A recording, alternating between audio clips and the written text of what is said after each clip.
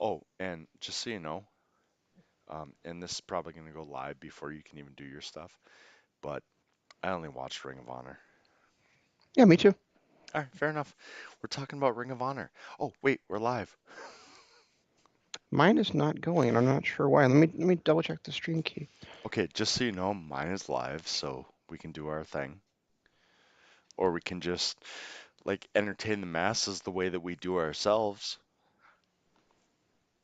Welcome to Kingdom of Honor. I'm your host, Sandman Shane Sabunia, along with my good buddy, the Honorable Jeff, and Hello. we started talking a little bit off air, so we decided, hey, it's a good time to start the show so we can actually talk about this stuff. Because I was just telling Jeff that, we could find some time this weekend. I know he's not doing anything tomorrow for Christmas, and I will be doing stuff, but I probably will still have time tomorrow evening to watch it. But for those of you who don't know, um, the Wonder Woman 1984, in addition to premiering in the theaters tomorrow on Christmas Day, is also premiering on HBO Max, and they're actually Warner Media is actually doing that with all their movies coming out in 2021. So we could do the same thing with like Suicide Squad or Ooh, The Matrix ooh, Part Four. You know, ooh. so. But I was thinking we could watch it this weekend, and maybe like Sunday morning we could do a Patreon show for the first time in I don't know how long. Wait, we Uh, did one like 3 weeks ago. Doom all right, Patrol, yeah, remember? yeah, but I couldn't remember exactly the time frame. So Oh, all right, fair so enough. I was thinking, and this is not working. I have no idea why. I don't know, I'm going live, so that's all I Well, care about at this I point. thought we already yeah I thought we already did go live. Okay. I've been I, live for like a minute and a half, so so if you're normally listening on Lords of Pain, you're not listening right now. just so and just let if you you know are in case you don't know. So if you are listening, you know the technical difficulties we have, and we're having more, I guess. So, but what yeah, else is new? I So mean, and so Jeff was saying that and just to lead into how we got in here is Jeff was whining about the fact that it's in 1984 and not in 2020. it's So it's not that. First of all, I love your idea of going with whatever comes out streaming, especially DCU. I've been a DCU fan my entire life. Batman, Flash, Aquaman is a guy that I've always loved. Green Arrow, so on and so on. But I am I'm not looking forward to a 1984 movie. The last one I saw that was in the 80s was Captain Marvel, and I liked it because it was an origin story, but I hated it because it was so dated. And we're getting that now with Wonder Woman, except the fact her origin story happened in 1951 with the last movie. I actually kind of enjoy when shows are set before now because you know what bugs me a lot about shows that take place now What's that? is they've always got to have some kind of a plot point where their their cell phone's out of range or their cell phone got broken or Eh, stolen or their cell phone is out of battery. all right, If we're fair enough. doing a show in the past, the stuff that are movie tropes from before, like not being able to call for help and that kind of stuff, make a lot more sense. And we don't have to have a stupid reason for it. So I don't know. That's that. I realize that's kind of a weird thing to say, but that is something that I really enjoy about movies that are set in the past, is we don't have to worry about Cell you phones? know cell phones and why isn't this person calling on their cell phone, or of course that also means that people like my niece who's 18 years old and can't imagine a time when there weren't cell phones goes like, well, why doesn't this person have a cell phone, Oh my um, God. for those of you listening on the Words of Pain, I apologize for the delay. We had some technical issues. We are on live now, so welcome everybody to the discussion in undergoing right now. But and the other thing is that we Are know you what Wonder finally Woman's up live? to. Hold on. Are you We live? Yeah, We're live you know, yeah. on So Lords of Pain. on Lords of Pain, yeah. Sorry, I didn't mean to bring the train to a stop, but I just had to because that's our show. The other thing is that we know what Wonder Woman's up to right now, and around this time frame because we've seen her in the best of the DC movies since Dark Knight Rises, True. in Batman vs Superman, Dawn of Justice. We've also seen her in Justice League, which is probably the second best movie of the DC, I around this am time so frame. happy that you So say that because I felt like I was the only person on the planet that enjoyed those two movies. And I know you and I have never actually discussed them, but since Batman, the Jesus, who was the guy that Tim Burton? No, it wasn't Tim Burton. uh, The Christian Bale no, Christopher version. Christopher Nolan. Oh yeah, the Christian Bale version, Christopher Nolan. I really truly loved both Batman vs Superman and Justice League. Aquaman could have been better. I haven't seen Aquaman's unwatchable.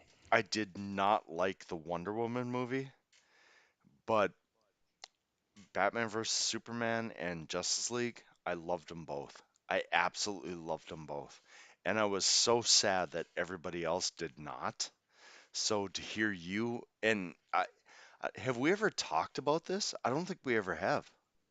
Well, so here's the way I feel about those movies. So Wonder Woman, I did not. Wonder Woman, I thought was good, but I thought it was so overrated. It was kind of the same way I felt. Um, Although to a lesser extent about Black Panther, is that people were ranting and raving about how great Black Panther was because it was the first superhero movie with a black lead. And then that really was a great movie, but I didn't think it was the wonder of a movie that a lot of people did. Fair enough. Um, and then Wonder Woman was like the first superhero movie in maybe ever that featured that the lead actress, it was a lead actress instead of a lead actor, and I think people went gaga over it because of that. But I didn't think Except for the um, fact that didn't it Super was Marvel or didn't Captain Marvel come out before that? no, no, it didn't. Was it Captain after? Marvel. Well, if it wasn't before, it had to be an Obviously. after, right? Fair enough.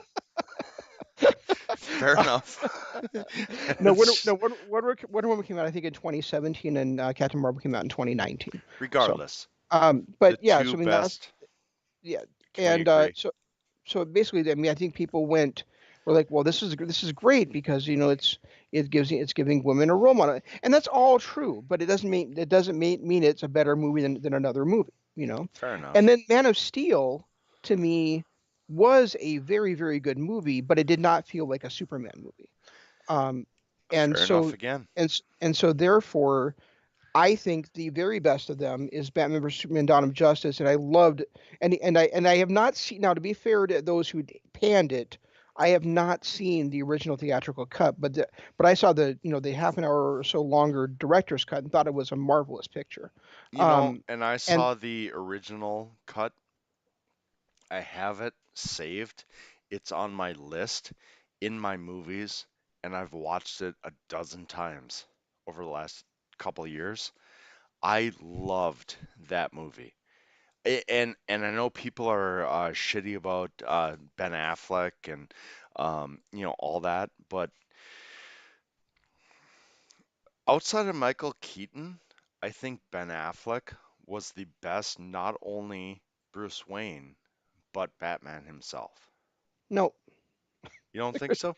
Christian Bale's Okay. better than Christian Bale's better than both of them, Well, better as Batman, and but Kevin better Conroy's than better than any of them.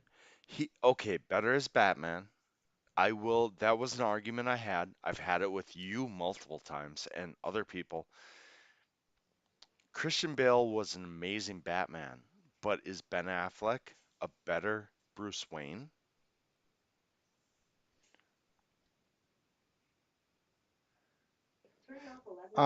Like if you No, could have, no, I don't think he is. I just don't. And I think, and like I said, I think Kevin Conroy's better than any of them. So fair enough. All right, fine. I'm done arguing. it's like, it's like, I think you and I are always, I think you and I are always going to, when people say who was the greatest Joker of all time, people are dumb and say like, Jack Nicholson, Heath Ledger, not No, thinking it's of Mark Hamill. not thinking of Mark Hamill, Yeah, and it's I'm Mark just, Hamill. and I think you have to give the same kind of credence to Kevin Conroy, but as far as the live action ones, I personally like Christian Bale better than It, um it it's weird because I love Christian Bale as Batman, but his portrayal of Bruce Wayne to me was great, but I felt it could have been better. Then when you look at Ben Affleck as an older Bruce Wayne, and you can't compare the genres because Christian Bale was a young Bruce Wayne, um, Affleck was an old Bruce Wayne. The way that we saw the Affleck portrayal of Bruce Wayne as an older Bruce Wayne to me was better than anything we saw from Bale. And I'm going to be honest, my favorite overall Batman, my favorite genre, everything was the Christopher Nolan, uh, Christian Bale, Bruce Wayne. That version of Bruce Wayne Batman, that version of Christian Bale made me watch every Christian Bale movie that was ever made. There was some good, there was some bad, but ultimately, I loved everything Christian Bale did because of his portrayal of Bruce Wayne and Batman. But when I'm looking at it and I see a young version of Bruce Wayne, I'm going to go Christian Bale. The older version that Ben Affleck portrayed, I can't think, I mean, other than Michael Keaton, I can't think of anybody that was that sophisticated in that role. Yeah, that's fair. I I wish we'd seen more of him. I mean, I wish things hadn't fallen through on the Batman for him, and he hadn't kind of bailed on it. I mean, I know he's still Right. going to play the role in the Flash movie coming up, but I really wish that he had stuck around and things hadn't fallen apart. And not because I'm like being like screaming like I don't want to see Robert Pattinson as Batman. I don't care. I mean, I'm interested to see how he does in it, but I really would like to have seen a movie where um, the lion's share of the time went to Batman with or Bruce Wayne. That character with Ben Affleck able to have a movie all of his own rather than being like 40% of Batman vs Superman, or having his cameos in Suicide Squad, or his time in um, Justice League. I would really would like to have seen him with a major starring part in a Batman movie. The only problem is that how many times have we rebooted Batman? Well, I didn't want to see it as an origin story. Don't get me No, wrong. I'm And that's the thing is like I am you mentioned liking Captain Marvel because it was an origin story. I'm so tired of origin stories. kind of am too. I'm just saying. But with Batman at this point, we've seen the origin story, what, twice? Nothing better than Christopher Nolan. Although I give a hard um, like to the 80s version with Michael Keaton. But ultimately, at this point, we've seen the origin story three times. We saw it in the 60s, we saw it in the 80s, and we saw it in the, what, 2000s with Christian Bale. Hmm. We don't need another one. At this point, I would have loved to have seen him come up against somebody like Doctor Strange. Um, I know Heath Ledger is people's hands down favorite Joker, and I respect that and I love that. And yes, he was. He was an amazing Joker. But I would have rather seen Christian Bale go up against somebody new. And then when Ben Affleck took the role, I would have liked to see a standalone movie with somebody, anybody new. I don't want to see Joker. I don't want to see Penguin. I don't want to see the Riddler and Two-Face. I want to see somebody new. Well, and he does have that Rose Gallery. I mean, I really would have liked to have seen a live action version of the Court of Owls. That would have That been was awesome, and we have especially after we we saw saw it we from saw in we, Gotham. I'm sorry, I didn't mean to cut you off, oh, but yeah, I didn't know it happened in Gotham, but yeah, I mean there was a version of it in Batman versus Robin, the animated movie, but I really would like to see the actual story of that, and it probably would take more than one movie to tell it, but I would love to have seen that. Uh, they had a version in and you gave up on Gotham at what, season three? mm, Halfway through season one, and then like 4 episodes into season two. So Yeah, I kind of didn't I talk you back into it though? Nope. Oh my God. Okay, season And you 5 and you sucked. and you won't. You won't talk me back into it. Season 5 sucked, but I think it was about season 4 they got into the Court of Owls stuff, and it was really, really good. Um, the and And then that's fine. we're You're go ahead. you're done with. That's fine that you're done with it because I've been off it for like a year now. So, but Yeah, and regardless, yeah, I mean, I'm just not gonna. I can't keep devoting time to shows that I just don't care for, or I can't get into. Um, and then we talk, we're talking about the movies, and as far as Justice League goes, it's not that I thought it was a great motion picture. It's just I think it's better than the other ones, it's good, but I definitely I think you can definitely tell where the Singer cut um gives way to the it is Brian Singer, right? Wasn't it? Am I yeah, thinking of somebody it else? was Brian Yeah, so Singer. where Yeah, the Singer cut gives way to Joss Whedon taking over. So I'm very much looking forward to this two-part version of the Singer cut we're going to get later on this year on HBO Max to see how that differs if it's as good as we've been led to believe it is. you know So what really pisses me off about that is Joss Whedon, one of my favorite directors of all time. yeah, Buffy. What was the other one? Angel. Didn't he do Vampire Diaries for a little bit? no, He, I thought he did. okay, but he didn't. Well, all right, fair enough. Anyway, he also did the first Avengers and partway through the second Avengers. He wrote But Toy Story. he wrote Toy Story, yes. But Bobby Singer, I seriously just Brian got. Singer. Was it Brian? Yeah, I, Bobby Singer was in Supernatural. damn it! I thought Bobby Singer wrote Supernatural. Wasn't No, he the? Bobby Singer. No, Bobby Singer was like their kind of their foster dad after Yeah, or the but surrogate Bobby surrogate Singer father. So wasn't it Bobby or was it Brian? I don't know. Anyway, somebody named Singer wrote Supernatural.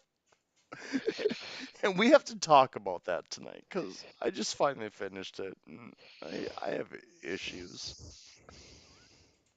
I don't understand your issues, but I'll listen to them because I was in the minority of people that thought that Supernatural finale was absolutely spot on. I thought it was good after of course I talked to you. But before I talked to you, I was like, what the fuck? So let's do what we were doing, then we'll get to that. What were we doing? Well, right now we were talking about DC, but we're supposed to be Oh yeah, talking about Final Battle 2020. yeah, we'll get to that. Okay, At some point, we'll get to that. So, are we doing Supernatural then? sure, go ahead.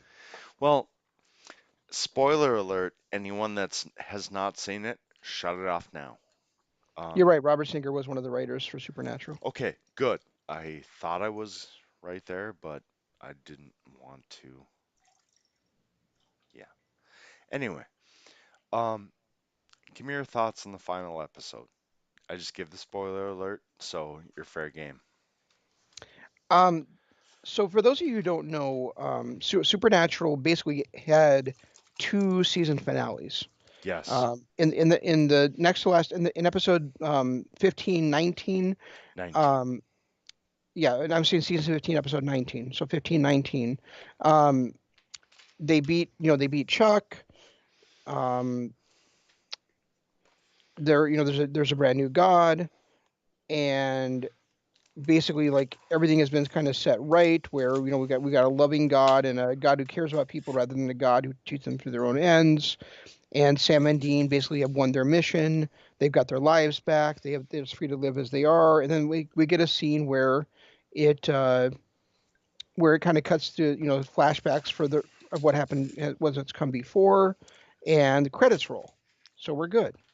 Right? And I looked at that, and I told Jeff, I'm like, Jeff was about I don't know, maybe 3 weeks behind me in finishing it. And I told him, I can't, I have no idea what's coming next because that felt like a season finale. So then in episode 20, they're out. They actually are like they're like a little bit bored, not having nothing to do, and they find a hunt and they go and they see a vampire from like one of the like maybe the third season of the show. I think it Um, was no, it was the second season because there was one that their dad actually killed her maker. okay, okay, so vampire from the second season of the show, she kind of has her own gang. She's going to kill Dean and Sam, and they're able to fight her off, save a couple of kids, and Dean gets thrown into like a pole with spikes on it, or like a and basically like if he gets pulled off, he's going to bleed out and die. So he just kind of sits down and he fades off into death. He basically the way that we've always thought Dean was going to go, where he dies on a hunt, and Yes, but um, and sucks. and uh, and Jeff's reaction was completely different than mine. My reaction was that is beautiful. I mean, he's out there, he's doing what he's done all his life. He always, the way he died, the way he always knew he was going to. It didn't have to be some big moment against some big bad. He was facing off against it was a demon. I mean, it was vampires are demons. Or monsters, however if you know however you want to phrase it, but he did die fighting a monster, saving a couple of kids, fighting with his brother. um, and then Sam finishes it off, and he rescues the kids, and we see basically Dean goes to his own personal heaven, whereas Wait, what? Sam, No, not personal heaven anymore. Because Jack knocked down the walls. well, you all get the heaven that you feel like you deserve, basically, is the way it was phrased. Well, Um, the and way. and anyway, you told me to Okay, say it. So sorry, why are you sorry, interrupting me? sorry, sorry. Go ahead. Sorry. So then we My get to bad. so then we get to see Sam. My one regret about this episode is we didn't get to see who Sam's wife was, because we didn't really see that. We saw like one brief picture of I her. thought it was But Eileen at first, and then with the there was a second shot where they were playing catch, and she was on the porch, and I was like, who is that? But yeah, seriously, at first I thought it was Eileen. yeah, I don't think it is though. Yeah. Anyway, we see him have we see Sam get what he wanted. Where he got to raise, we got to have a family. He got to raise a son that he named Dean in honor of his brother. And then we see at the and like Jeff said, we see them playing catch. We see them sitting at the table doing homework. We see them having dinner together. And then we see Sam is on his deathbed, basically, with like pictures of his life surrounding him. Hmm. And his son comes to see him in the hospital, and we see that his son has um, the the mark on him that I can't remember the name of the mark, but the mark that It's stops you the from being able demons. to have Yep. have your being able to be possessed on tattoo on him. So he's become a hunter as well. So Sam's raised a new generation of a hunter, but he's also managed to have a family life while doing it. So everything that he always thought he'd be able to do, he did. Um, and then he passes away, and Dean's been out for a drive with baby, and stops on a bridge. And he's like looking out over the bridge, like at a lake or a river or something. And he turns and he sees his brothers, and he gets a smile on his face because he can feel Sammy arrive. Yep. And then they greet each other. They get in the car together, take off driving. Credits roll, and then we see that they're standing on the bridge together. Again, Jared Padalecki and Jensen Ackles, and they're thinking the fans. They pan out, and it's the entire cast and crew there waving goodbye to all of us. So I I thought it was brilliant. I really did. and for me, Oh, I and when I forgot to say that there was also two different versions of "Carry On My Wayward Son" that played during the episode too, which was very also true. perfect. Yes, very true. Um, I felt like the ending was perfect, and when I messaged you, I was about halfway through the episode. I was so annoyed that Dean got defeated by vampire number 19. Not even, and you've said it before with your, he's a generic face 15, he's a generic heel 14, whatever. For me, this was vampire number 19. Yes, he was big, but he was not the boss guy. And to have Dean go out when he did, when they just defeated fucking Chuck. God, by the way. To have him go out to a generic vampire to me was kind of a slight, but at the same time, I got your feel for it where you were like, yeah, that's the way Dean always was gonna go out. And then I stepped back and I looked at it and I was like, you're right. Dean was always going to go out that way. He said that from episode one. He was going to die in a hunt. So for him to die that way and a random vampire and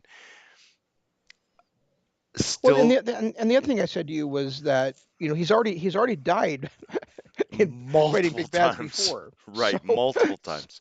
But to be honest, it was for me, it was like episode 19 should have been the end. I like the fact that episode 20 went a little more in depth with what Jack did when he opened up heaven and he made it this just paradise for everybody where they can see Bobby, he can see Rufus, he can see the his parents, he can see Eileen, he can see Donna and everybody. That was great, and what Jack did was great, and the fact that we saw the two brothers unite, and the fact that we saw Sammy have a great life.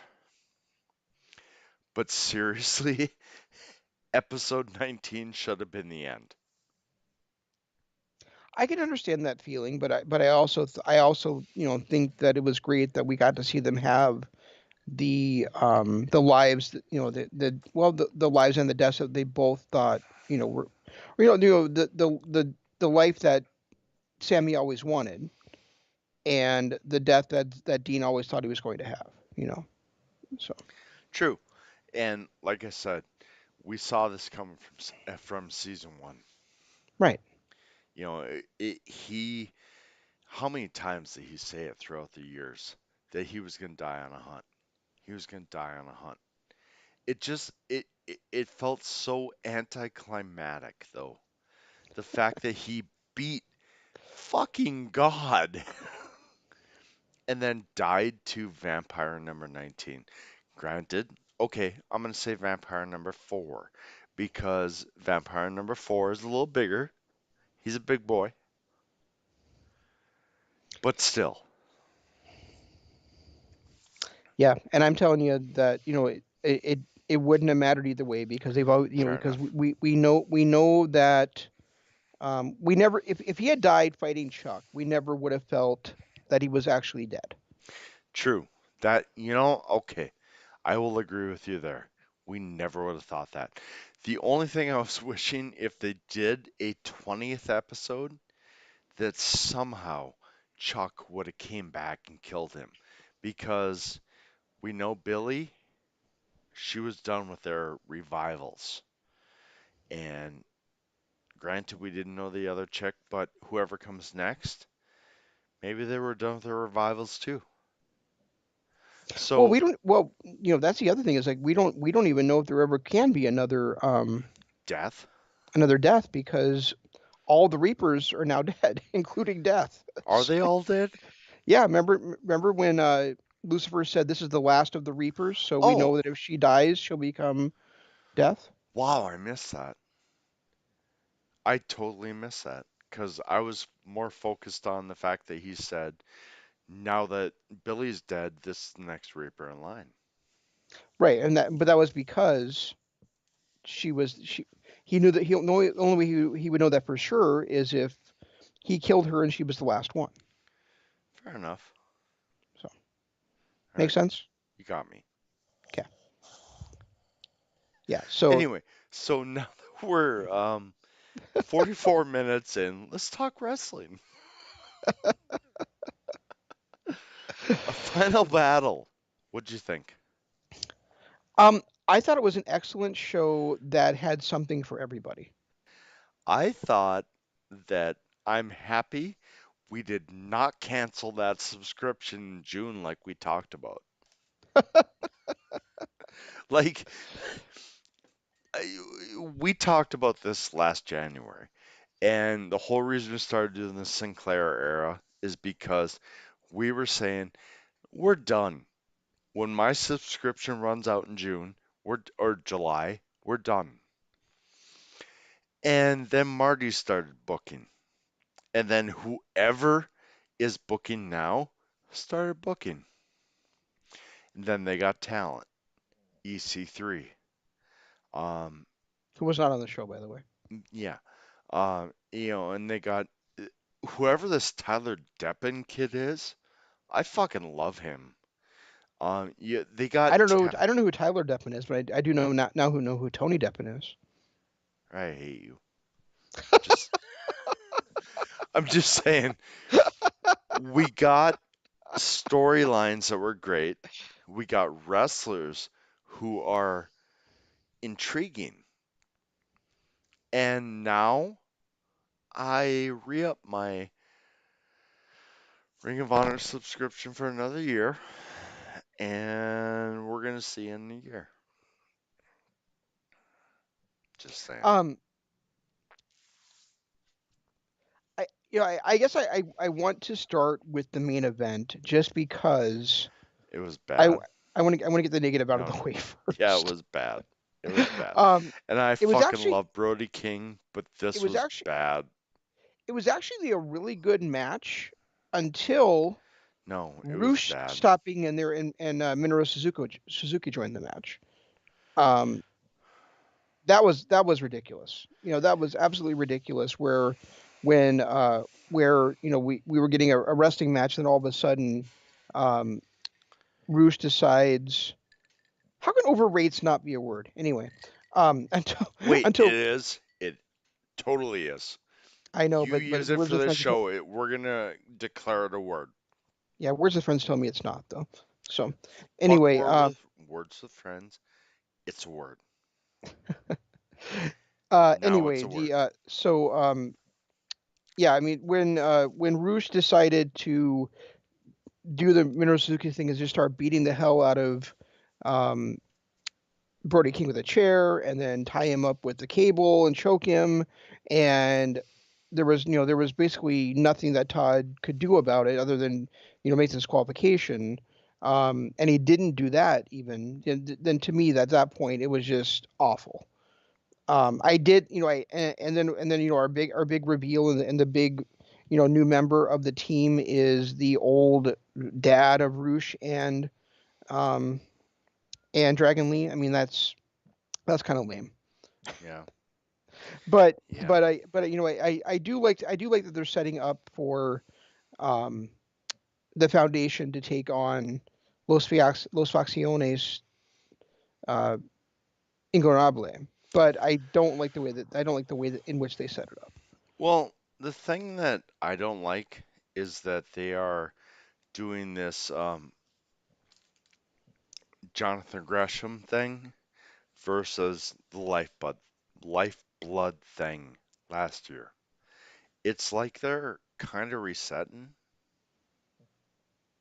Does that make sense? It does. I mean, I think we always liked the idea of the Lifeblood faction. It was just that it never took off the ground, and they didn't really have a big enough stars for it to really matter. I Now think they do. Now they No, I do. think it did. I just think the big enough stars, one got injured, the other one was like, eh, and then the third went to TNA. Really, you think it had big enough stars? Juice Robinson, Dave Finlay, yes. Well, Not Ring of they're mid Honor's card. type. They're mid card guys. I mean, when we talk about Jay Lethal and Jonathan Gresham, we're talking about guys that you can see as as world champions. They're mid card guys in NJPW. In Ring of Honor, those are hardcore main eventers. No, they were never booked that way ever. They weren't, but Juice Robinson could have been. Like I would have seriously thought of Juice Robinson as a main eventer if he had You come. Okay, okay, wait. I'm Because waiting, back then, waiting. because back then, you were totally against Juice Robinson. No, I think he's shit.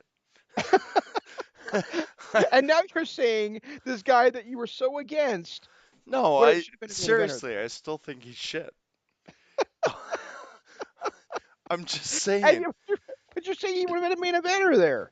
Okay, okay. Let's back this track up a bit. You better because you need to lead on some new rails, brother. Okada versus Adam Cole. Who? What are you Who? talking? Okada versus Adam Cole. Who you taking?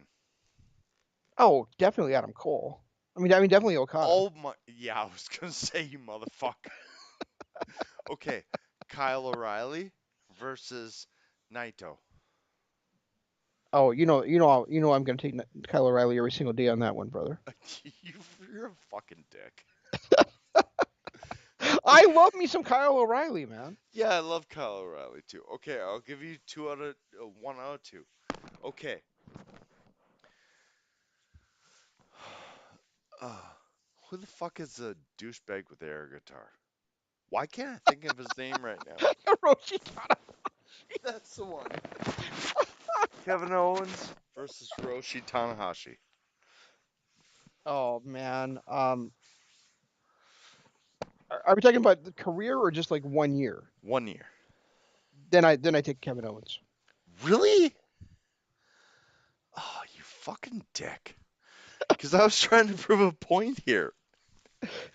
Dude, I'll Like, take 2012 to 2013 Kevin Owens over pretty much anybody in the history of wrestling. that's fair enough. All right, Finn Balor versus AJ Styles. That is prime.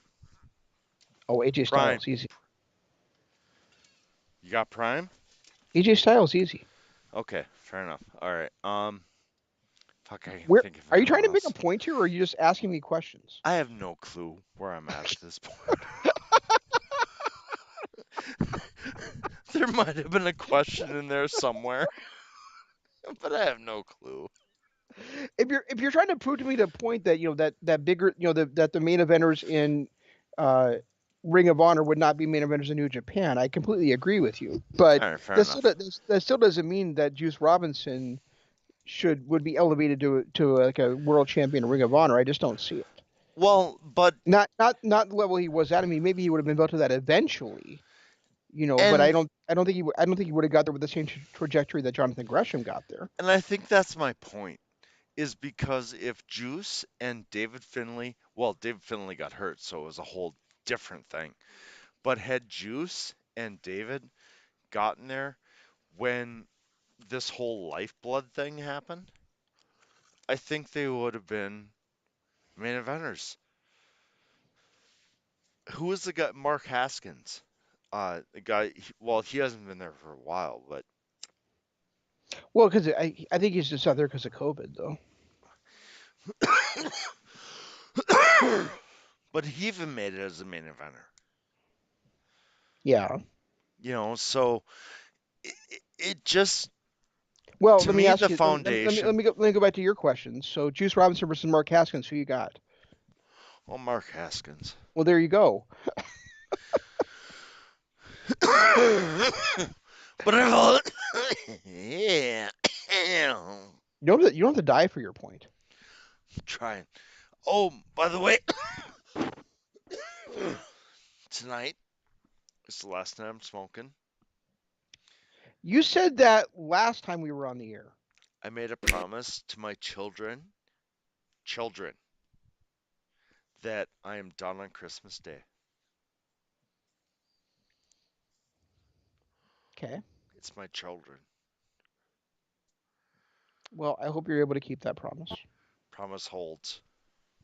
It's my kids. I hope you're able to keep that promise. I will. Okay. Trust me, I will. It's my kids. Anyway, um, final battle. Is that where we're at? Yeah, somehow we lost the thread there, and I'm not exactly sure how.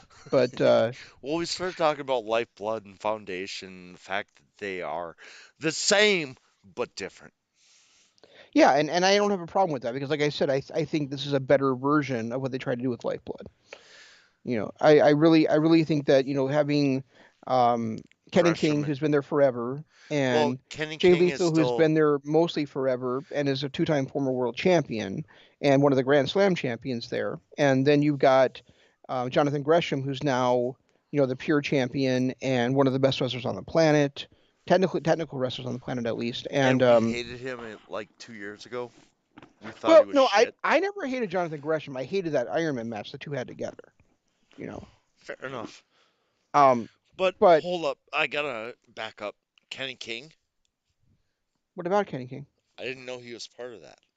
Oh, I'm sorry. You're right. You're right. He's not. He's part of Los, Bruce's. no, Sorry about that. Los But Facción yeah, Ignorables. but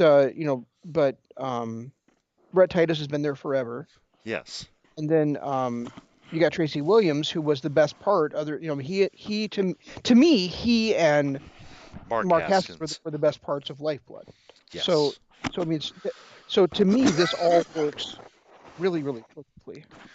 Well, and the fact that Lifeblood's whole thing was bringing honor back to Ring of Honor.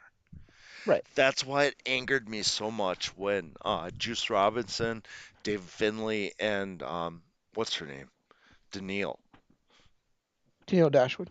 yeah, when she left, they just gave up on that. And then Bandito went in a three-man with Mexi Cool, and Tracy Williams was on his own, and Mark Haskins was on his own. It just felt wrong. Hmm. So the fact that they're back, and Tracy Williams, I hate his nickname Hot Sauce, but I love him as a wrestler. He is one of the most talented people I've seen in a long time. He really does have a weird nickname. I'll give you that for sure. He's hot sauce. Yeah, I don't get that at But all. what kind of hot sauce? Tabasco? Habanero? Is he like a real hot sauce, like the Carolina Reaper? What kind of hot sauce? Well, and but the thing is that to me it's weird that he's called that because he doesn't really like do anything like super exciting in the Special? ring. He's not like burning people up. I don't get it. I really don't. It's one of the weirdest nickname. It's one of the most inappropriate nicknames I've ever seen, in my I mean, opinion. he's really, really talented, and he's one of the guys that I love to watch. But you're right. Ultimately, he does nothing special. I have really enjoyed him in those pure championship matches on Ring of Honor, though. I mean, he's been great in those, really great. One thing Um, they said that really kind of during the Pure Championship match is that nobody has done the three rope break until Jonathan Gresham was the champ. what do you mean is that in the three rope break? Well, they have the three rope breaks, and it was Right, during the tournament. It was like right. a 1.25 average. Yeah, that was a weird number to be, but some of that was brought down by the fact that Gresham didn't use any until the final match. Yeah, true. And when you look at like I will say this that I want to see more of is that tag team pure championship shit. That Yeah, was fun. That was a really fun match. And that happened on what, the pre-show? yeah, it was the last match before the main card started. That should have been on the main card. That It should have been. was It was really weird the way they structured that because it was announced as being part of the main card, but it just wasn't. You it know, should have been. Because I that agree. I to me on the night it was 4.5 hours. That was the second best match of the night. I love the rules. I love the way they broke it down. I love the fact that Yehai tried to tag in Jimmy Yuta and couldn't. because it was under the first rope. There was so much about that match that I loved that I just really wish that was part of the main event, part of the main show. Yeah, I mean, I guess it really doesn't matter that much because when you go back to watch this show, it's going to be there anyway. You know, I True. mean, it's not like WWE where where if you don't watch the where if you start watching the pay-per-view, it's not actually there on the card. You know, if it was a pre-show match, and Ring of Honor doesn't separate it out that way. So True. to me, it's not that big of a deal. I mean, it worked really nicely as the opening match for the show, even though it really wasn't the opening match for the show. You had You know, mentioned though that you saw your favorite match of the year on this show. I did. Yeah, you did. Well, I don't know if it's my favorite match of the year, but it's probably my top five singles matches of the year. And it was a match that wasn't even announced on the night. It was something that you and I speculated might happen, Yep, which was Shane Taylor versus Jay Briscoe. that was Uh, amazing. it was a Shane, great, hard hitting match, and I love, you know, I'm a huge Shane Taylor guy, as you know. But I mean, I loved, you know, when he looked, he's like, "Oh, we're gonna throw hands now," and then just fucking popped Jay Briscoe. I I grew And so much respect. Like I was gonna say this tonight too, and I thought about saying it earlier, but I was holding it for tonight. yeah. Jay Briscoe as an individual wrestler, I've seen so many of his tag matches, and he's good. He's really good. But Hmm. seeing him as an individual, just him, was amazing. This man has so much talent in him, and if Mark has half the talent Jay Briscoe is, they would be WWE champions in a heartbeat. I'm just saying that right now. But You're Shane, finally on board, brother. I mean, I've been saying this for how many I ever you know, know ever since we I know. started this show. I've been telling you that to me, Jay Briscoe should be like the Ric Flair of Ring of Honor. But to be honest, we started this in 2014. When has he had a single run? Never. Well, he's a two-time Ring of Honor World Champion, but But we not started in but not 2014. what we've been watching it. So, Exactly. But I'm watching Shane Taylor against Jay Briscoe, and I'm watching Jay Briscoe going, that's the Ric Flair of Ring of Honor. And Jay and Shane Taylor look better. I have not been a Shane Taylor fan. I know you're huge on his bandwagon. I know I was a big fan when it was with Keith Lee and all that shit. But ultimately, I have not been a Shane Taylor fan until I saw his match against Jay Briscoe. These two, the performance they gave was easily the match of the night, first of all. Secondly, elevated both of them into my top, listing of current wrestlers. and you know, I already talked about the shots that Briscoe took from Taylor, but didn't you just love the rope up at the end too? Yes. Where the Briscoe had fired every single shot he had, other than you know he couldn't get Lee up for the J Driller. Or, I'm sorry, Taylor up for the J Driller, and then all of a sudden Taylor explodes with a headbutt, hits the package pile driver, hits Welcome to the Land, and that's it. You know, it was just like he absorbed everything that Briscoe had, and it was just like, here you go, motherfucker. I loved it. I thought it was great. I really, and the other thing that I really liked about this is Mark came down. Yeah, there's the whole tension, the whole ending with the uh, forearm bumps and whatever. But SOS stayed in their corner. Hmm. They did not get involved. That was one of the few things that we don't see in wrestling anymore. There's always the heel, their faction, they get involved. The fact that Shane Taylor went out and did his shit and SOS stayed in the corner like they were supposed to the whole match, that was one thing that I really, really loved. Well, you know that is why this stuff going on with EC3 is so fascinating to me because Shane Taylor's been doing the same thing for a while that EC3 is doing right now. But the thing is, EC3 is coming in as an outsider doing it, whereas Shane Taylor's doing it from the inside. Yep. Also, EC3 is doing it kind of in a tweener slash maybe possibly babyface role, whereas Taylor's doing it from the heel side. But Taylor is showing honor. I Yes. mean, he goes out there, he shakes hands. Hmm. Even if he doesn't shake hands in the beginning of the match, after the match is over, he'll shake their hand. And he did it with You know, Briscoe tonight. And he he did did with Briscoe with this he did night. with Briscoe. He kept, SOS did not interfere because even if they've got a bad attitude, they're honorable, Hmm. and they're so honorable that they're offered to win the six-man tag team titles by forfeit, and they say no, we don't want them that way.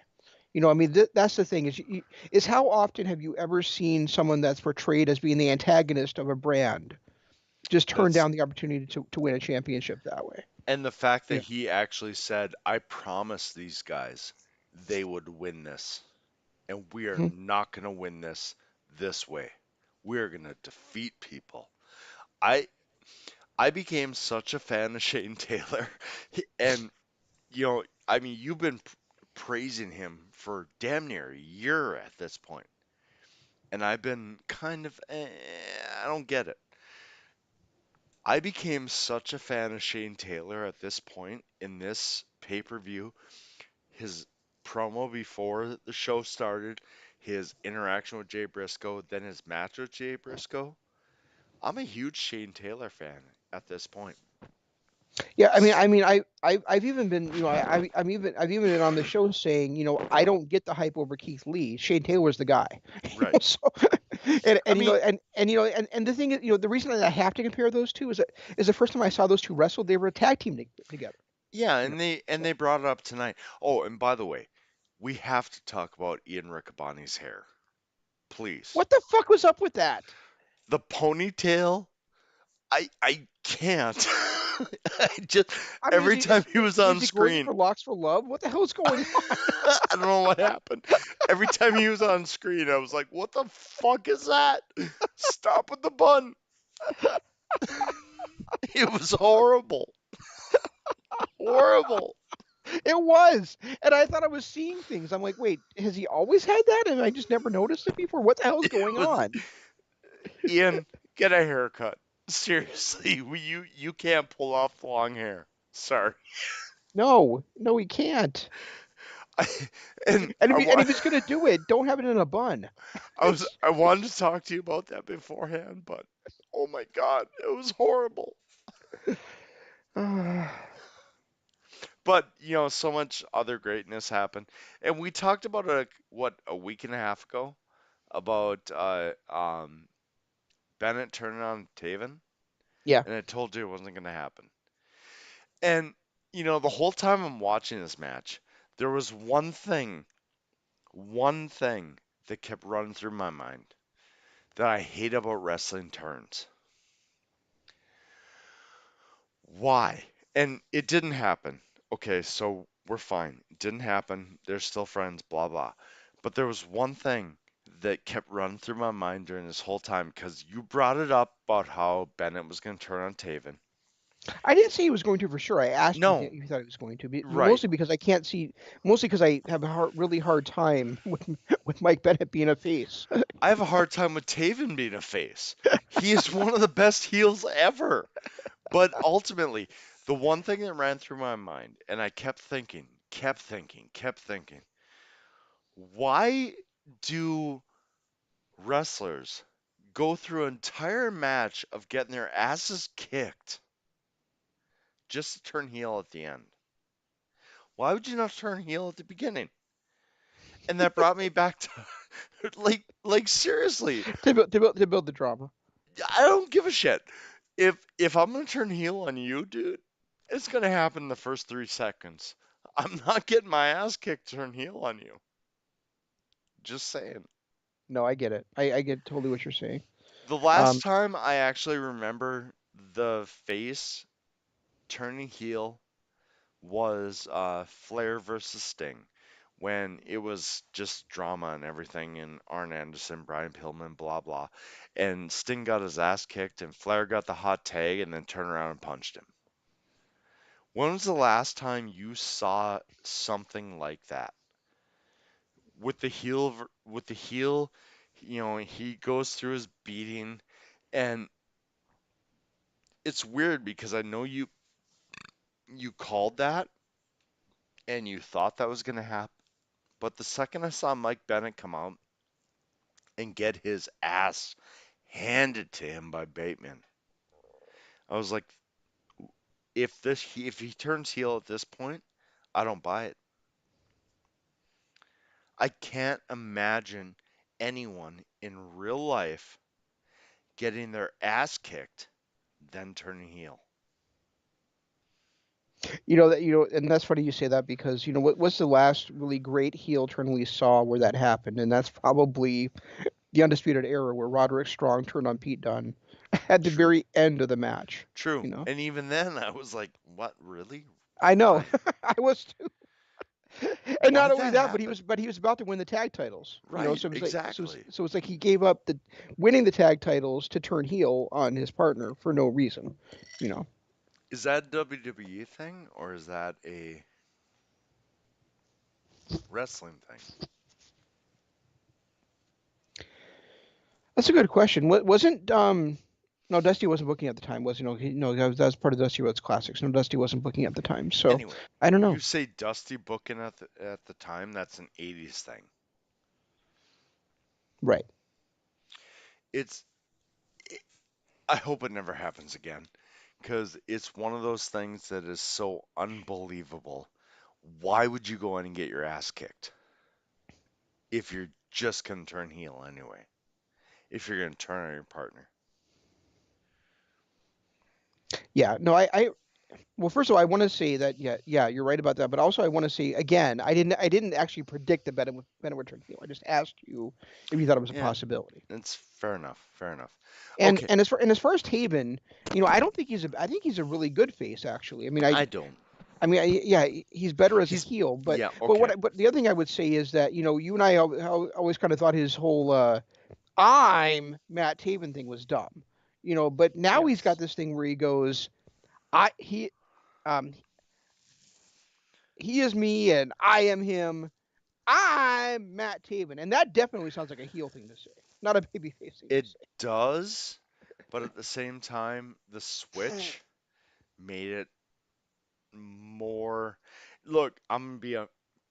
There's two people in wrestling right now that should never be a face.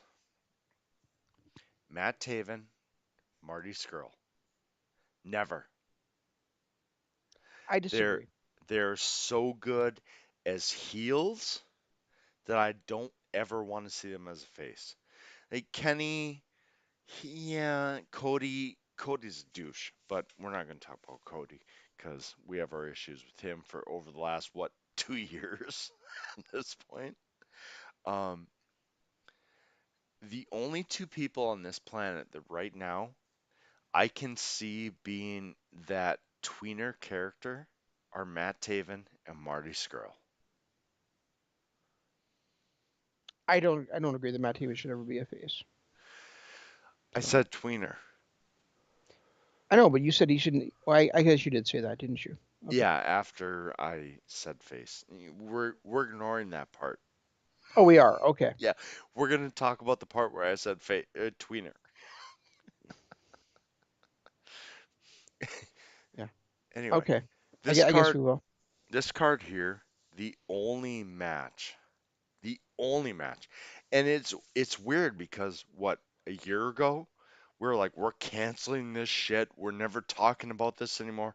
We're gonna do the Sinclair of Honor now because we're canceling. Horrible after the PCO Roosh match. This card that we watched, the only match, the only one that I didn't pick 3 stars or more, Danhausen versus Brian Johnson. That's the only Yeah, match I would have said, get it off this card. Other than that, considering the fact that we were so dead on Ring of Honor 1 year ago, That's amazing booking. That's amazing wrestling. They have done so very much to get me back on Ring of Honor's bandwagon that one match on this entire card, including the pre-show, made me second guess a second. But fuck, what it was last year, this exact date, Ring of Honor Final Battle 2019. Both you and I were like, fuck it, we're done. I'm not dealing with this shit anymore. It's stupid. I'm done. Yeah, we were. Um, and the thing with Danhausen versus Brian Johnson was that you can see what they're doing, right? I mean, you can Right. see that, and in my opinion, you can see that Ring of Honor kind of is looking to see like what else is going on in pro wrestling, and we can see the rise of um, now I just of Darby Allin, Right. so they've got Danhausen coming out there, and well, yeah, he's a little bit weirder, but he's still kind of like he's got a lot of the same a lot of the same features as Darby Allin. Yep. The problem was putting him against Brian Johnson in a match where he pulled like an Eddie Guerrero type thing to win it and win his Ring of Honor contract. I And the mean fact that that Brian Johnson is becoming one of my favorites just because he is this legit guy. He might be a dick. He might be one of the non-fan favorites, but ultimately, he is becoming this one guy that I look at and I'm like, fuck, I'm gonna get a great match here. yeah yeah. I mean that really that was kind of a bad spot there, and I but I mean they also had grudges against you, so I made sense that that was I guess his opponent. I just didn't like the way it was structured, Right. really. Um, and then the pre-show match.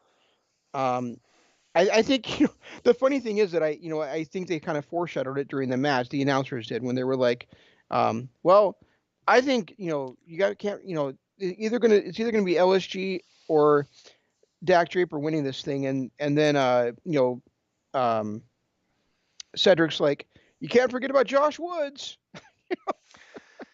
I'm not gonna lie, I really, really like the Tony Deppen story from the entire night. It was Him, cool. It was him really cool. winning that match, getting that chance, and then bringing it to the brink like he did.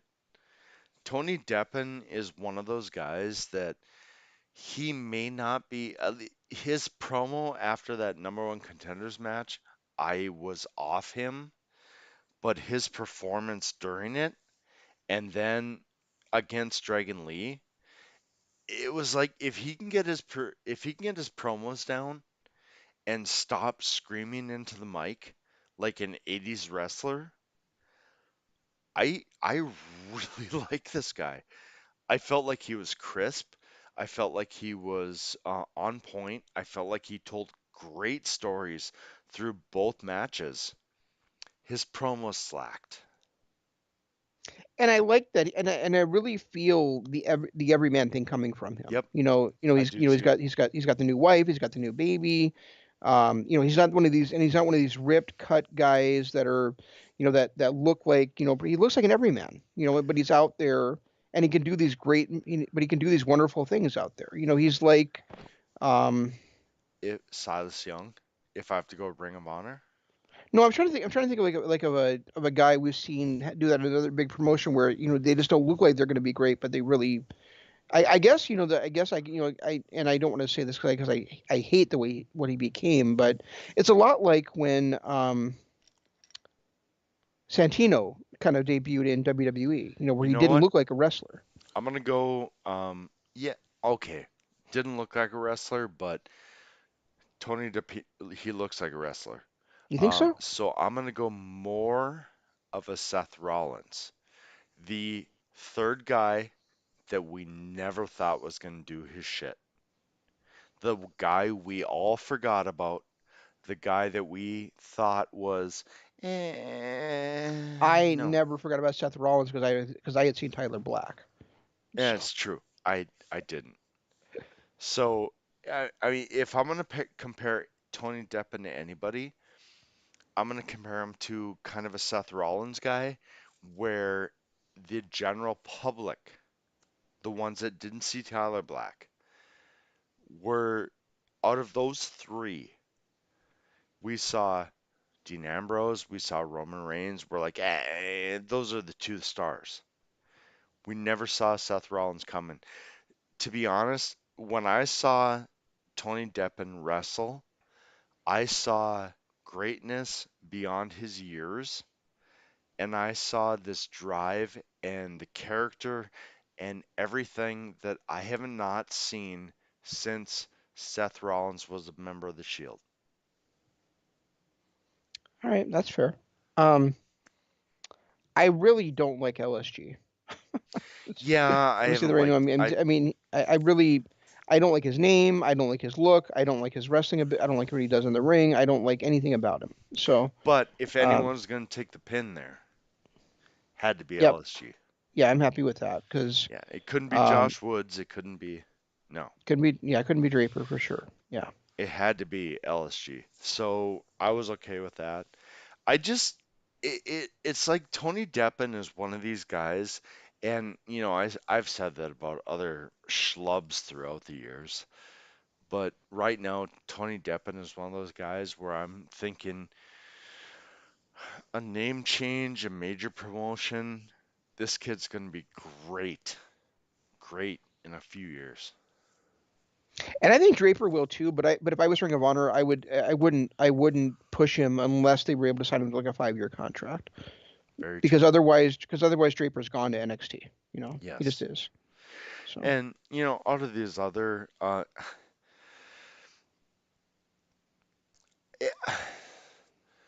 really like the way Flip Gordon has gone in his mercenary gimmick. I know that Marty is gone and they're trying to get away. But did you notice during the music there was a little Marty Skrull feel to that? I didn't notice that. No, You I'm didn't? not saying you're Okay. wrong, but I didn't pay attention. I guess to that. Make sure you listen to that again, because that mercenary music had a little Marty feel to it. But regardless, um, I think Flip Gordon is one of those guys that needs a championship run and has deserved it. Tony Deppen, in the way that he performed, is a superstar on the uprise. Shane Taylor is Shane Taylor to me over the last few shows, just his the way that he's performed, he is a beast and I love him. Um, Wait. I before we get too far away, how do you put a title on Flip Gordon? Because it's gonna have to be either because it's gonna have to be the television title at no this the point. problem but my point is every time they start getting him to the point where he's got momentum and he's cresting, he gets injured. So Um, it's tough to find. I don't disagree with you that he'd be a great title holder. The question is, can they push him? Can they keep him rising to the point where he wins a title and can actually defend it without being injured? that's a You good know, point. That's a I good point. I really I really think that's the problem with him. The problem with Flip Gordon, And I loved that match too. By the way, I loved Flip Gordon versus Jonathan Gresham too. it to be honest, that was my favorite match of the night. I honestly I bought into that so much, and I love the the Pure Rules rules, Hmm. and I hope that they continue them like the Foundation did against Yehi and Yuta. I love that style of wrestling. I always have. When they started getting away from that is when I was like, all right, more character driven. But ultimately, when I was a huge, huge wrestling fan, it was because of the Pure Rules style. Back in the 70s and early 80s, you didn't take under the first rope. You didn't tag on the back. You tagged hand to hand. You didn't. Granted, the rope breaks were, what they were, but ultimately, it was real wrestling. And I love. the drama. I love the comedy. I love the interactions. I love, everything about modern wrestling, but what I ultimately miss is that hand-to-hand combat that was the wrestling match itself. Yeah, I do too. And we got to such a point, especially with the way WWE took off with Hmm. with the fisticuffs being the top thing in wrestling. And Well, you don't and and you don't and you don't ramming into each other into the steel post became okay, and then throw each other to barricade became okay. mhm, And you just don't see that anymore. And I love these pure style. I love these pure wrestling rules where you've got to out wrestle your opponent because you can't always get to the ropes. right. You can't give up that spot. And it's not just that. Like, I love the wrestling back in the day when it wasn't about who was the best on the mic, who was the best on who was the best backstage promo. And I blame one of my favorites of all time, Ric Flair, for that. Because as good as Ric Flair was he really that good, or was he just the crowd favorite that was great on the mic that made him that good? Same thing with Dusty Rhodes. Same thing with Hulk Hogan. You know, i i you look at so many great wrestlers throughout the years, like William Regal, that never made it to the top like he should have. Shane Helms, another guy, who is Mortis. Can't think of his name. Canyon, Chris Canyon. Chris Canyon. DDP, another guy. Took him till he was like, what, 35 before he hit the majors? Yep. Um, you know, and you look at these guys, great promos, great in-ring work, but never connected the way that a guy like Ric Flair, Arn Anderson, Hulk Hogan, um, and so on connected. So were they really that second class guy, or did they just outperform everyone that could connect with the crowd? No, doesn't matter. Fair enough. I mean, it just, I That's fair mean, enough. it depends on your taste as a wrestling fan, and there's and usually I have kind of a balance, personally, where um I mean I think a lot of people favorite is still like like you said, like yours, one of your favorites all time is Ric Flair. There's other people that their favorite all time is Shawn Michaels, and Yep, and fair enough. both are guys where I look at them and I'm like, and Michaels is a guy where when he was wrestling, I really didn't have a lot of bad things to say about it. But now, as I think about it over time, and I've talked to, and I've had other opinions, and I listened to them, and I kind of watched his matches, thinking about that, and I'm like, you're right. He did. He was he was great at selling, but what Hmm. else could he do in the ring? You know, he was great at selling. He had a super kick and nothing else, And basically. that's why So, Sean was so great as a face, but as a heel, I always felt he suffered. With his run from what 95 to 98 was amazing because his match with Mick Foley, I can't remember, well, Mankind, uh, um, Mind Games, 95. 1996. No, it's 95. No, it's 96. Was it one of my favorite matches ever? Because Mankind was the perfect heel and Shawn Michaels was the perfect face. And when you look back at Shawn Michaels' career, my favorite I, times with him was that before DX run, after he turned face against Bret Hart when he wasn't supposed to, but that Iron Man match, and then when he came back after Jericho turned on him. Those are my favorite times of Shawn Michaels. I See, just felt and like I he always was so much better as a face. and I feel exactly the opposite. Like I feel like Really? his personality is so much that of the heel, Oh, is and I feel like his overwhelming charisma is better as a heel, and I feel like his in the ring, like when he could slow down the pace and and like stomp on people and do like the chin lock. And then and, to me, the super kick, to me, that stomping super kick was so fucking dumb. And like the super kick should have been this heel finisher where all of a sudden, the babyface is coming back, they're about to beat you, and all of a sudden you get the super kick out of nowhere They get to kicked get in the this face. I to get it. get the victory. So to me, Sean as a heel was always better than Sean as a face. See, and it just the way he sold. It's a lot like Dolph Ziggler. Ziggler is, to me, one of the greatest sellers of all time. Like, I know Dolph Ziggler is not going to go down as anybody's favorite ever. But ultimately, when you look at selling, I don't know if there's anybody better ever. He makes every kick, every punch, every fucking eye poke look like it was the devastating move that was going to kill him. I honestly, can you?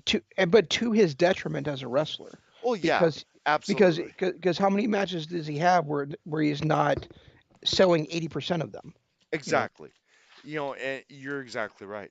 I think had he not been that great at it, he would have been Bret Hart of the 90s, honestly.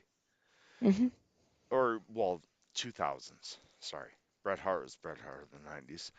But ultimately, had he not been that great at what he did, how far would he have gone?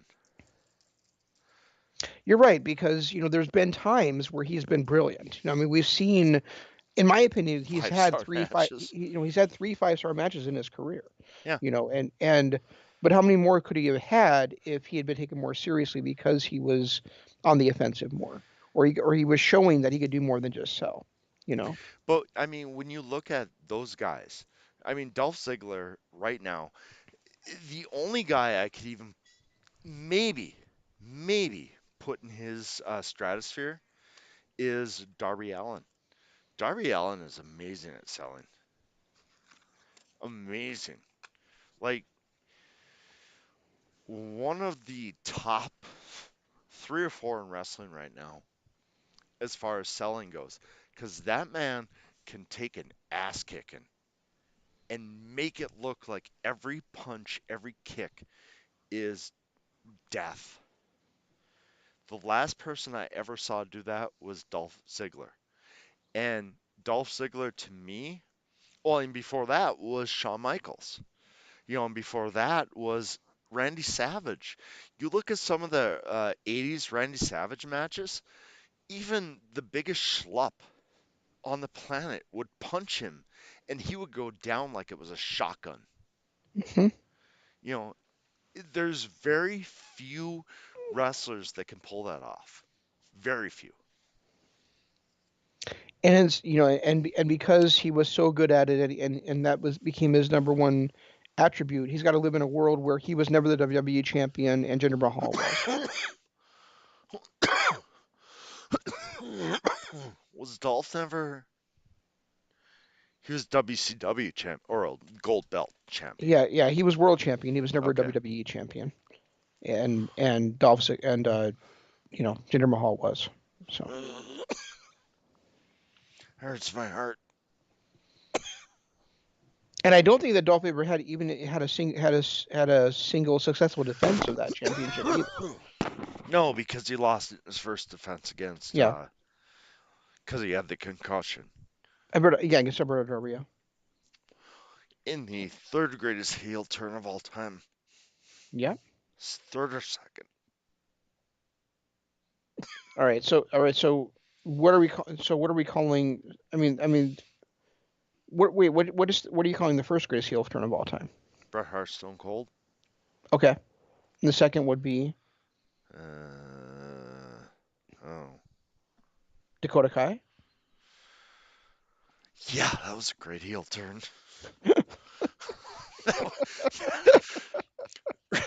What was it? The one right before that we debated? Oh, MJF in his heel turn. It was like eh, and then Dakota Kai turned heel the next week. One of the best I've ever seen. Right. God, I'd have to say Dakota Kai a second. I really would. Because her heel turn was the ultimate fucking heel turn. Turning on her friend, beating her ass down in a cage to turn it on to a 2-on-4. Oh, that was amazing. Yeah. Not only being on her friend, but then just walking away, not even joining the rest of her team. Yeah. Right? Yeah. Oh, that was fucking amazing. That might be I mean, when you look at classic wrestling, Stone Cold versus Bret Hart, by far the number one. But when you look at a heel turn, I don't know if there's any better than Dakota Kai. Can you think of a better one than that as a classic heel turn? Um,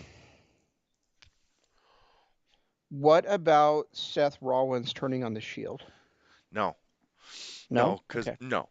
Seth Rollins, yeah, he was unexpected, but it was a chair shot and a kick, and then he was done. Dakota Kai was vicious. Like, I actually, as a person, thought she was a piece of shit. I didn't think that about Seth Rollins. I thought Seth Rollins, especially with the story after, was more of a money grab. Where Dakota Kai's heel turn, I legitimately hated her because of the way she turned. And I didn't see the story beforehand or after. Her heel turn was one of the best I've ever seen, period. Okay. Yeah, I mean, I'm trying to think of heel turns that this kind of came out of nowhere because I think we all remember the barbershop window. Those of us who were watching Yeah, it at the time. right, But the thing is that they had also been foreshadowing for weeks right, that there was problems with the rockers. right. You know, And Dakota Kai and well, I can't think of her name. Knox, yeah, Tegan Knox. Tia Knox, they were best buds the week before. Right. I mean, when you think of classic heel turns, obviously Shawn Michaels, obviously, the Bret Hart, but all of those had stories leading up beforehand. Even Hulk Hogan, with his heel turn, he had the story where he'd gotten suspended, he had been kind of on a dark side. Nothing came out of the blue like Dakota Kai.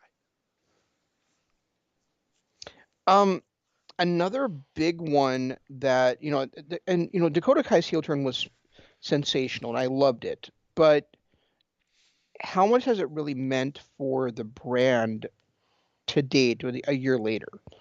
Not Um, enough. so so I think Rollins has to be considered there. I think you Yeah, also have to think about Triple H turning on DX. um, no, not DX, but turning on Daniel Bryan at SummerSlam when he was the referee. You think And that's more than his championship run after he turned on X-Pac? because of what it meant, because of how it raised Daniel Bryan in the eyes of fans, how we got that great WrestleMania moment there. I just think that because of that, it has to be up there because of what it turned the next 9 months of pro wrestling into, and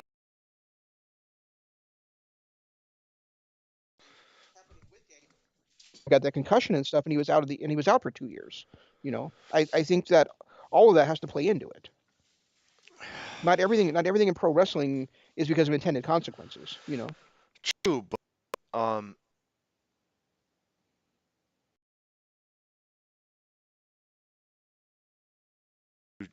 from Triple H, that led to a good year of great. You're fading in and out. What's going on?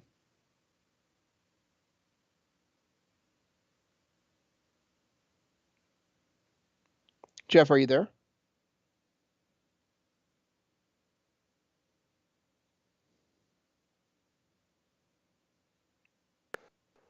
Jeff? Yeah, I'm here. All Sorry, right, there you go. Okay. I'm computer issues again. I Okay. gotta, I gotta get new headphones. But seriously, do you think?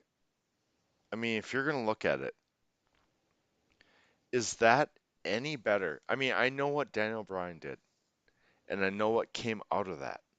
But ultimately, is that better than the corporation and everything Triple H did in the next 2 years?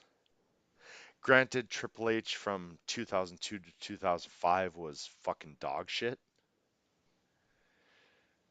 but seriously, Is it better? No, but couldn't Triple H have gotten there without turning on X Pac? And because that's the thing is like Daniel Bryan winning the championship that night was something I think everybody wanted, including me, including myself. And if I had my say, I would still say I think Daniel Bryan should have left that show with the title. yeah, true. Um, but um, it also I think just created this movement. I mean, obviously to create a movement because it called it Right. that, but Well, and where not just a and movement, so it many did. different months of storytelling, and it led to all this stuff. It led to the other heel team we were talking about with Seth Rollins too. So it led to so many different storytelling things that I think Triple H could have got there, would have got there anyway, even without the heel turn there. Um, so it was. I'm not saying that Triple H's heel turn at that time wasn't great. Also, I just think his turn on Daniel Bryan meant more. One thing I wanted to talk about tonight, because we've done it, what, 3 out of the 7 years we've been doing this, um, and we didn't even foreshadow it. Usually our Christmas Eve show or New Year's Eve show, which we may or may not do, we got to talk about that. I'm game, but I'll have children, so it's up to you. But we haven't talked about our greatest anything yet this year. No, we didn't. And I know it's a weird year, but I still have to give Osprey my wrestler of the year this year again, like I did last year. I mean, I know we saw a lot of off shows, and Roddy Strong was up there, and Kyle O'Reilly's been up there, and so on. But who's been a better wrestler than Will Ospreay? Everything he did before the pandemic, everything he did after, I mean, his match with B. Priestley, and then everything he has done since he's been back. Like his heel turn, his formation of a new stable. Who's been better than Will? I mean, I'll give you a week to think on it. We can talk on it next week. But for me, my money is on Will Ospreay. Yeah, he's going to be tough to beat. Roddy Strong, though, yeah, because you got to kind of think what we've gone through this year. We did a lot. I mean, there was what, 4 or 5 months without wrestling. We did a lot of Ring of Honor shows. Uh, Roddy back in 2011 was amazing. His stuff with Velveteen Dream in the first part of the year was amazing. It's the other person that really sticks out to me that we got to see wrestle basically all year long, even during COVID, is Kenny Omega. Yes. I mean, he had that great Iron Man match against Pac. Yep. He had the great tag team matches with Paige. He was part of the Stadium Brawl thing. Um, he had that wonderful singles match with Paige. To me, the two best tag team matches of the year were he and Paige as a team. Hmm. Then he wins the world title from Moxley, and he has this great heel turn all to boot. So, everything all considered, that's probably where I would go cast my vote as Kenny Omega. See, I'm with Kenny like I was with Okada and like I was with AJ. Um, they're so great that you expect it. Kind of like Michael Jordan was in the 90s. He didn't win MVP every year, even though he was the best player, because he didn't perform a, a, a higher than what was expected. And when you look at Osprey, Yes, there was a lot of expectations, but can you tell me honestly, his year with the beginning of the year, he had three five-star matches in a row. Then he had that match against B when nobody was wrestling. Then he came back, and the first thing he did was turn heel and form a new faction. I, Yeah, I mean, you got a definitely got a point, but I guess to me, for my tastes, I got to see this evolving version of Kenny Omega all year long. I mean, And it didn't go like, I mean, it wasn't done the way I really wanted it to be done, and a lot of this because of COVID and Adam not being able to be around a lot. But I true. also like look at this, and I mean, yeah, I mean, and you're right that Osprey had those great matches at the beginning of the year, but when it stands out in my mind, what stands out in my mind Is more Kenny. is Kenny versus Pac, is And Kenny and Hangman versus the Bucks, is that stadium match, yep. is Kenny and Hangman versus FTR, and then Kenny versus Page is fresh in my mind too. Another 4 to 5, 4.5 to 5 star match. I So think as much it's as I love that it's Kenny versus Page, and I'm sorry to cut you off, but as much as I love that Kenny versus Page match, I I think that could have been a 5+ star match had there been any heat between the two of them. It just felt like it was another match. It was great. I loved it. But considering they had their issues, considering everything that was storyline, there was nothing giving that match heat. but Um, they weren't feuding. That's the thing. They weren't feuding. It was really to see who was the best and who was going to get that title shot. So I mean, I have no problem with it not having the heat you're talking but about. it There was was, still a little bit in it. I mean, we're not talking about Evil versus Sonata oh, I here. was just going to bring that up. I mean, to me, the comparison is Evil versus Sonata. Evil did not turn heel on Sonata. Kenny did not turn heel on Page. No, Evil did But turn heel on Sonata. What the hell are you talking about? Evil was going heel before that. No, He remember was remember turning the, heel the rem- match before when he was it Taguchi? I can't remember who it was, but he low blowed whoever it was before Sonata. Yoshihashi. Yeah.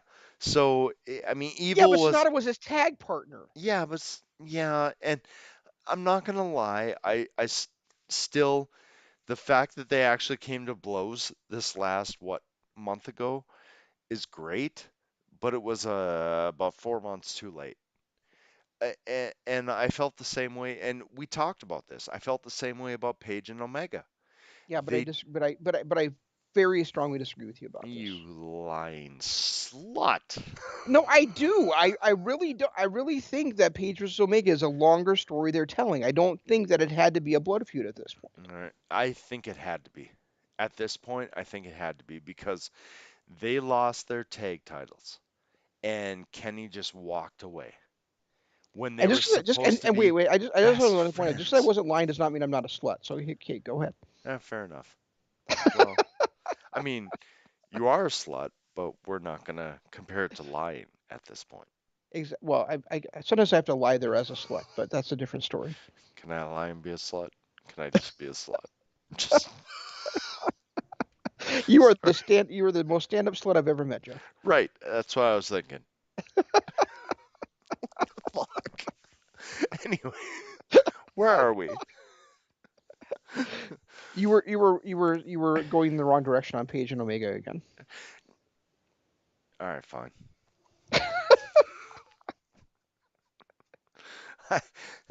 I just want to see the blow off. I want to What see the see blood feud to between the me two. like you're thinking of this as like traditional pro wrestling, like Fair we enough. That's like fair every time enough. like every time a tag team has to breaks up, it has to be they're feuding against each other, whereas I like the way they went with this, where it's like they lost the titles. Omega wanted to distance himself from Page. Page wanted to get back together. It didn't happen, Yep. but they did have this match against each other for the number one contender spot, Okay, and you know and what? To be and honest, and a- it didn't have to be that they hated each other. to be honest, after their Revolution pay-per-view against the Bucks, when there was that tension, but it was a great match. After that, we saw Page and Omega kind of distancing themselves from the elite, going off on their own hotel rooms, drinking milk and whiskey and whatever, I'm okay with it. I still want to see that blood feud between two top stars. I want to see that blood feud that makes Page the superstar that we've always thought he could be. And I do too. I just don't think the timing is right for it right now. That's True. all. What about this Dan Housen guy? Ugh. No, he's not going to be in my running. No, Sorry. come on. Throw him in your running. He defeated Brian Johnson with an Eddie Guerrero trick. And Yeah, he talks about himself in third person. You have to like him. I know you do. I'll give it. I I'll give. I'll know give. you I'll give. like I'll him. give more. I'll give it more time. Okay. And as long as we're just randomly shitting here right Well, now, I thought we were talking about our best things of the year so far this yeah, year. we're gonna So, do that next year, next week, aren't we? oh, we are. Or are Okay. we gonna do it now? We can do it now. I don't give a shit.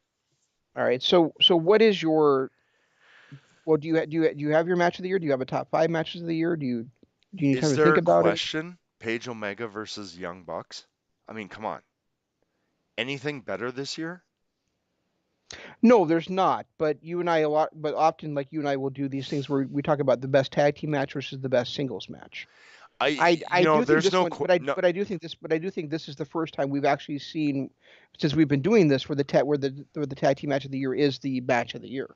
So If I had to go singles versus you know, tag team, obviously, there's no question. The match of the year is Page and Omega versus the Young Bucks. okay. Plain and simple, no question, nothing even close. If I had to go a singles match, Roddy Strong versus Eddie Edwards that we saw from that 2011 pay-per-view. That one was by far the most entertained and invested I was in a match all year long.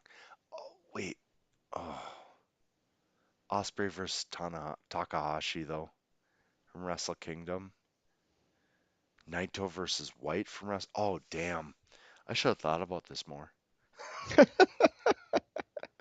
Are you talking about the Eddie Edwards versus Roddy Strong match that was the best 2 out of 3 falls one? Is that what you're talking Yes, about? that's the one I'm talking about. Okay, the one that had the stupid ending. It has stupid ending, but the match itself, it's hard to combat the match itself. I mean, yeah, the ending sucked a dick and probably brought it down a point. But if you look at matches now and you look at that, how many can you name better than that? And when we're especially looking at just this year alone, when we had COVID and all this stuff, when we Well, didn't get since you and three I and a always look half at the years, entire presentation, I can say about about 100 of them. So because I hated the oh, way it ended. yeah, it ended terribly. But we're looking at this year, not every year. And Okay, the match itself, the match from bell to bell, by far to me this year was better than anything I saw this year, other than, of course, that tag match we talked about. okay. If you take away the final like 2 minutes of the match, I agree with you. But I can't. I can't separate it out. All right, then So what's yours? so, so well. Okay. So I mean, my obviously it's a tag match because we obvious it's a both tag agree match. on Yeah. that, So but I have a really there's like so many singles matches out there that are just like really competing for that in my mind. I mean, I think it's really hard to top. When you have to when you have these matches where you're separating things by a razor thin margin, right? right. Um, I think it's very hard for me not to go with the main event of Wrestle Kingdom. It's very hard for me not to go Which one though? Night one or night two? With Naito versus Okada. I think it's very hard not to go with that match because it was for all the gold. It was a fantastic match. It ended a fantastic story of Naito not being able to beat Okada on the biggest stage. Um, See, and still, and to me it was transcended. and I So said that on the night. I felt like Naito versus White was a better match. I know you did.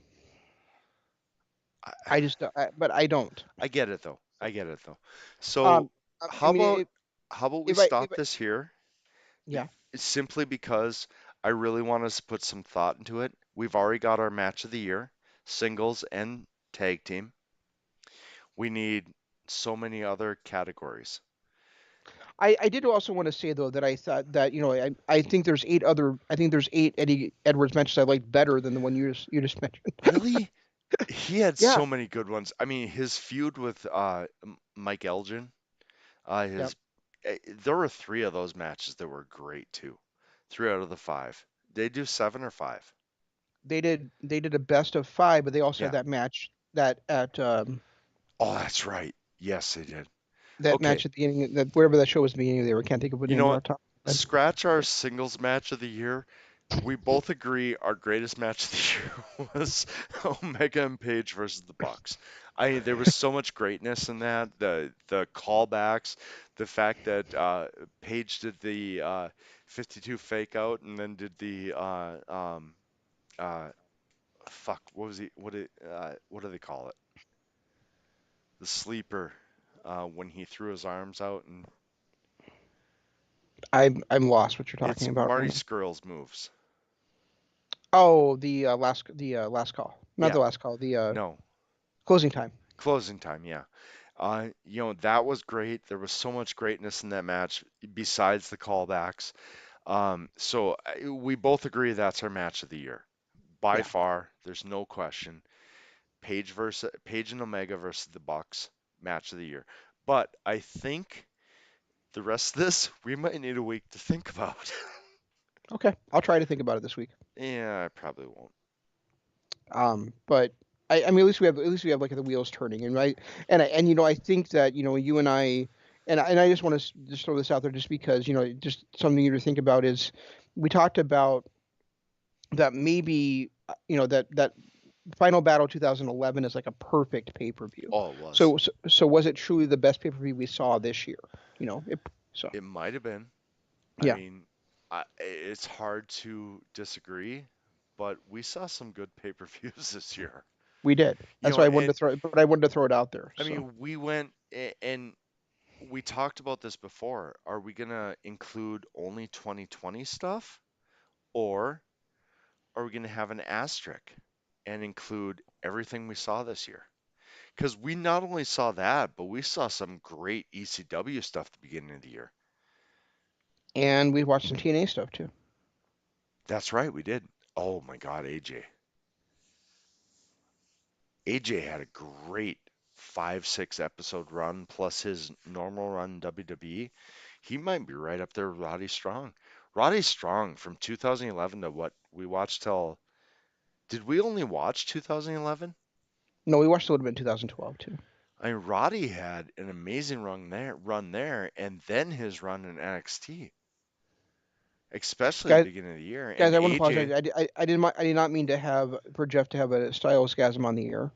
So sorry, I kind of forgot about. I wasn't allowed to do that again.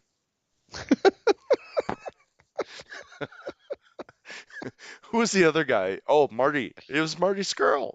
That's the other guy. The first 2 years we were on this, I was on Marty Skrull and orgasmed every week because of Marty. Uh, I'm glad you're admitting it. it's hard to not admit it's on the air. And people can check that out on patreon.com/Kingdom of Honor. It's all in our archives. Small donation to help us keep going, and you can listen to it. Not only can you listen to that, but you can listen to all of our pop culture stuff, all of our Patreon exclusives, which include our Desert Island series, which include our, uh, what are we calling them? Pay-per-view breakdowns from the past? Uh, Or was yeah, it something basically. better? Well, we had the Sinclair of Honor, and we had the I can't remember what we call the ECW ones anymore. It's Yeah, been so long. I can't either. But regardless, we're gonna bring them back because we are finally getting past our busy seasons, and when we're past them, we're probably gonna watch some more wrestling. We're probably gonna break down some more wrestling, and it's all gonna be on Patreon.com/Kingdom of Honor. And be sure to check out my Twitter. I am at Regi Co-op. I hashtag everything KOH when I post it. He is at Zanman LOP. He never posts because he's a douche. Um, and then, and if you're listening on YouTube, be sure you hit that subscribe button, hit the notification bell, ring the notification bell, and do us a favor, hit the like button too. All of it matters, all of it makes us feel good, and all of it will make Shane say this. That's all we've got. We'll try to do better next time. This is Shane saying long days, pleasant nights, and Jeff saying Goodbye.